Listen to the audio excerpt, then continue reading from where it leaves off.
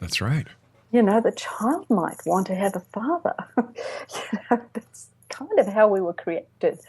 And there is a very big movement of children being born, especially, I don't know so much in North America, but in Australia, they go to kindergarten and say, Hmm. I have a donor daddy. A donut daddy. Daddy, that's what it is. That's how it's put in the newspapers here. I have a donor daddy. That's the the term. My gosh. And I just think that's a swing too far to the other side It is. It is. of the Because spectrum. I believe that a child needs mom and dad, that balance. And Well, Rob, you were sharing with me that you had such a wonderful father. mhm. Who would you be as a man now without that wonderful man in your life? I couldn't even imagine. I Yeah, really couldn't imagine. yep, exactly. And well, people say, "Oh, well, if you can't miss what you haven't had," that's what has been said to Oh, me. geez. But it's quite almost callous. It It's is. almost callous, I feel. Why? So Mhm. that's why I wrote the book. I just felt we had to have a document that said, this is where we're at. This is actually what's going on. We haven't realized that we've arrived into the space. But in truth, if we can own the dark side of ourselves, then we have an amazing opportunity to find wonderful balance because we've never been in a better position in history to be more balanced. Why is it that alpha men don't want strong women? What's wrong with Oh, you, that? s- you see, alpha men, they're like the they're like the andro woman. They don't have a big connection to their feminine side. So they can't really get into that compassion, into that nurturance, into that sensitivity.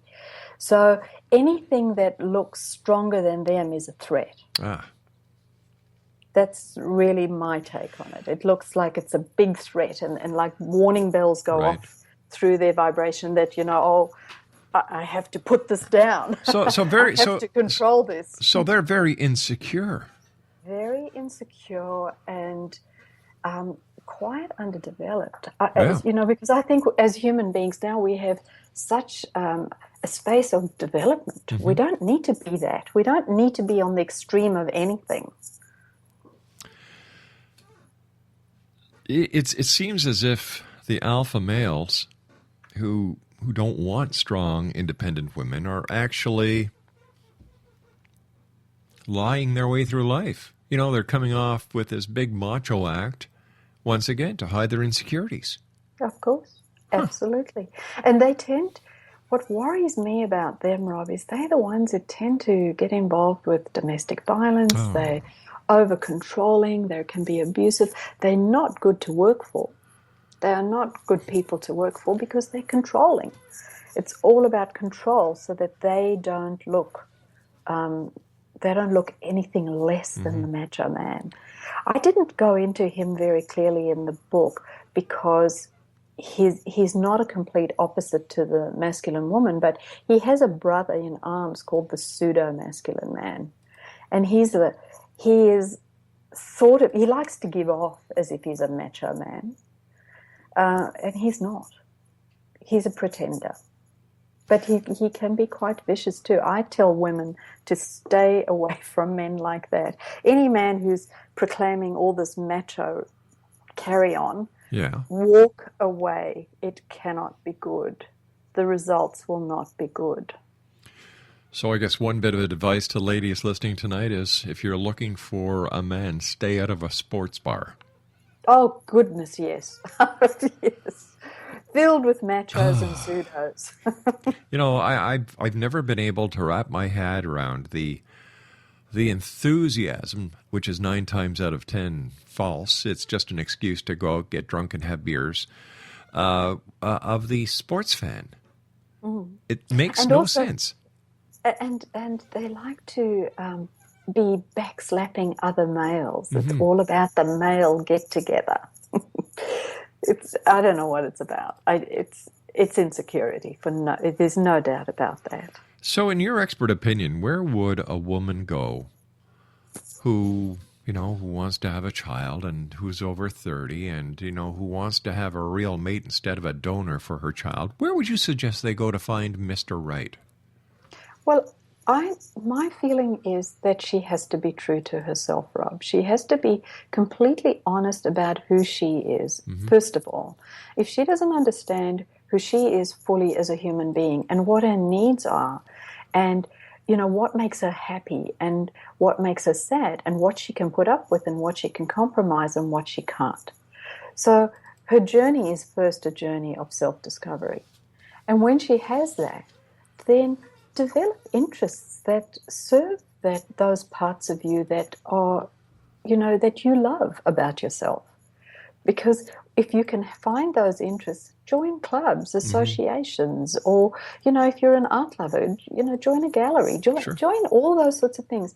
And guaranteed you'll find a similar kind of person, someone who shares your value system, someone who shares interests, and someone you can rub along with. That's a term we use in Australia, is like, you have to be able to rub along in a relationship. Otherwise it's hard.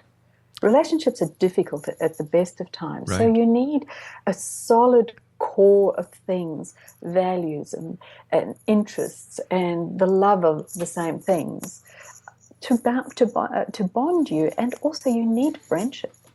I think that men and women need to be friends, and I think that we can be now, because we don't have to be macho or highly feminine. We don't have to be those stereotypes anymore.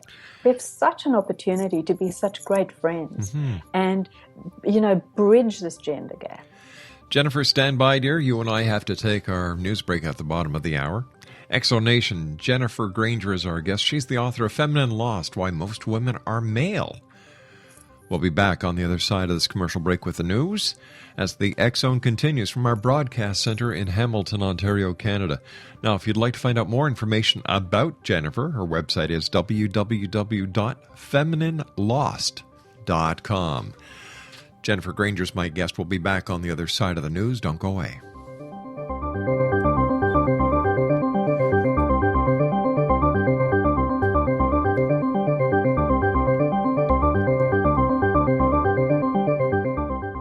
Are you considering calling a psychic to read your situation? Then consider David Champion, a psychic medium for more than 20 years with thousands of readings under his belt. David Champion will make you feel comfortable. He has proven to be honest and accurate. He's a straight shooter. There's no guesswork. What he sees is what you get. While he is a medium, most of the calls focus on relationships, not only love, but work, school, neighbors, and more. Need help with finding a job and preparing for the interview? Are you dealing with people who are obstacles in your path? For more information, go to davidchampion.com, $1.50 per minute paid by credit card with a minimum of 30 minutes. For your reading with David Champion, call 1-877-702-8598. That's 1-877-702-8598.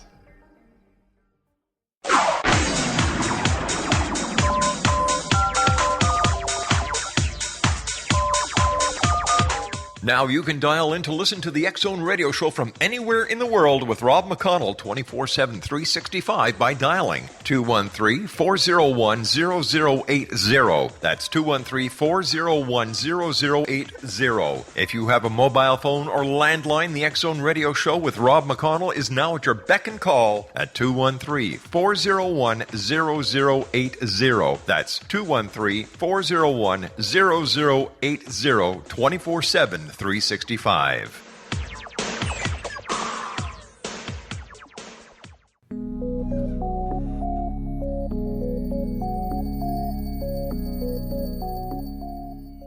Hi, this is Elizabeth Joyce with Stargazing for the X-Zone for the week of April 28th. The sun will look like a ring of fire above some remote parts of the southern hemisphere on Tuesday during a solar eclipse, but most people around the world won't get a chance to see it. Whereas lunar eclipses occur when there's a full moon, the solar eclipse only happens during a new moon. Half the world saw the blood moon lunar eclipse during the full moon of April 15th. Tuesday's eclipse will occur when the moon is closest to its farthest distance from the Earth, making it too small to cover the sun completely. The resulting effect looks like a ring of fire called an annulus, and that appears as a silhouette around the moon. Remember, when there's a new moon, there's no moon at all. The worldly application of a Taurus solar eclipse is to help you get in touch with your core values. It blocks out personal ego desires to go right to what your inner spirit wants to manifest. The opportunity is to bring higher values and greater beauty into your life now. The new moon and solar eclipse on Tuesday may send the world into a mild tizzy. Watch North Korea and the Ukraine for major upsets with government. But you will get another opportunity to consolidate whatever advantages you have gained over the past few months. A Taurus new moon is excellent for putting practical effort into your needs and desires. Health and wellness options get a boost early in the week, perhaps prompting you to consider a new diet or exercise routine. There's also positive news on the work front, as changes can mean a boost in earnings or a promotion. If you've been applying for a new job, you may get some good news. Later, Venus glides into Aries, which brings romance and pleasure. Look, your love life is looking much livelier. Enjoy a few social outings. It might help take your mind off some more stressful matters. Perhaps you want to make some changes in your home, new furniture, paint, whatever. Whatever comes your way, you'll probably put a lot of energy into it, so focus and accomplish what you want. Because there's lots of planets in unmovable signs, Taurus and Scorpio, as May opens on Thursday, be careful of stubborn my way or the highway thinking. Warrior Mars is still retrograde until May 19th. Consider what is dead in your life and needs to be released. Know that your highest path is shown if you go into your inner self to seek direction. Continue with hard work early in the week, and then make time for a variety of fun as the month of April ends under a Gemini moon. Gemini wants to keep things on the move, talk to a lot of people, and does not get bogged down in any one thing. Enjoy May Day and the Kentucky Derby on Sunday. Time to plan for some summer fun.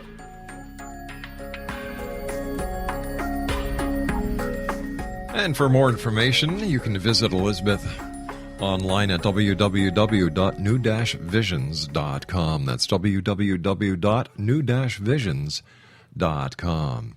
Jennifer Granger is my guest this hour. She is the author of Feminine Lost, Why Most Women Are Male, and her website is www.femininelost.com. Jennifer, I was wondering if you could share with our audience some secrets to decoding the mystery of the attraction process. Right. Well, it's actually quite simple. If you really understand energy, and energy is easy to understand if you just take on board a few simple concepts that, as for men and women, we are constructed of two energies each, one masculine, one feminine. So the attraction process, really, we are human magnets. That's as simple as it gets. So if you're a highly masculinized woman and your orientation is moving more and more and more to your masculine, the only kind of man that you can attract will be a highly feminine man, and vice versa. Now, most of us are not on the extreme ends of the spectrum. You know, we're somewhere in between, or we shift and we change, and life changes us, and life can shift our polarity. It's called polarity. So you will attract the opposite to your personal dominant pole, and it's just an absolute fail-safe way to go.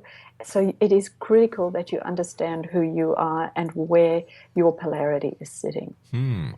Now, you say that women chase men. When women chase men, they demonstrate their maleness and emasculate the men they're trying to catch. Yes, correct. Well, because whether you're a man or a woman, the internal masculine and feminine essences have their specific traits. And one of the traits of the masculine is doing and giving, and it is quite predatory. It hunts because it's external.